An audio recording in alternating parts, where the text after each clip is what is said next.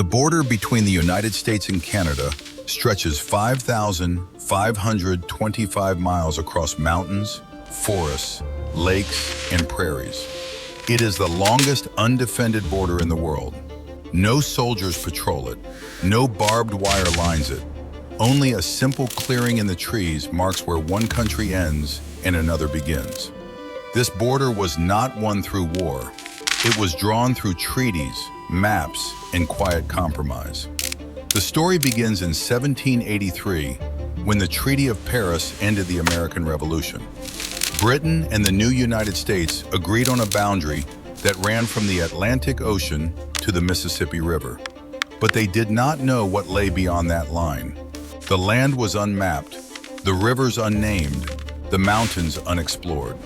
For decades, surveyors walked through wilderness with chains and compasses, marking a line that existed only on paper.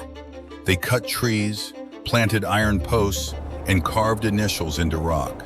The work was slow and dangerous. Men died of exposure, drowning, and disease. Yet the line kept moving west. In 1818, both nations agreed to share the Oregon Territory. In 1846, they split it at the 49th parallel. That line now runs from the Rocky Mountains to the Pacific Ocean. It is straight, simple, and almost invisible. In 1908, the two countries formed the International Boundary Commission. Its job was to maintain the border and keep it clear. They cut a swath of trees 20 feet wide on each side. They installed thousands of concrete monuments, each one a small white pillar with a brass plaque. The monuments still stand today, weathered and worn, silent witnesses to a century of peace. The border has seen its share of drama. During Prohibition, smugglers crossed with whiskey. During the Vietnam War, draft evaders fled north. On September 11, 2001, the border closed for the first time in history. But these events are exceptions. The rule is ordinary life. Families cross for dinner. Truckers deliver goods.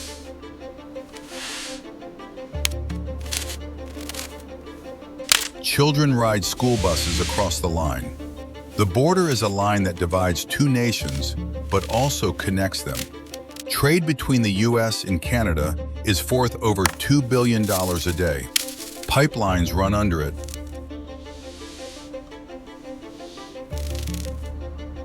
Power grids cross it. Lakes sit exactly on it, shared water without a fence. The International Joint Commission settles disputes over water quality and levels. They have never failed to reach an agreement. The border is not a wall, it is a meeting place. In the small town of Derby Line, Vermont, the border runs through a library. Visitors enter from the U.S., browse books in Canada, and return to the U.S. without passing through customs. The building has two addresses and one shared purpose.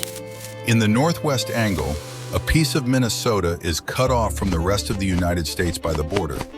Residents must cross Canada to reach their own state. They do it daily, without incident. The border guards on both sides are trained to de-escalate, not confront. They wave families through, wave trucks through, wave tourists through.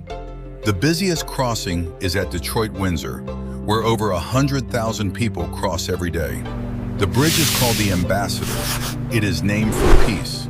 The border has no fortifications, no military bases, no razor wire. There is no wall from sea to sea. There is only a line in the grass, a pillar in the forest, a buoy in the lake. It is the most polite border on earth. A line that costs almost nothing to defend because nobody wants to attack it. It has held for over 2 centuries. It will hold tomorrow and the day after that.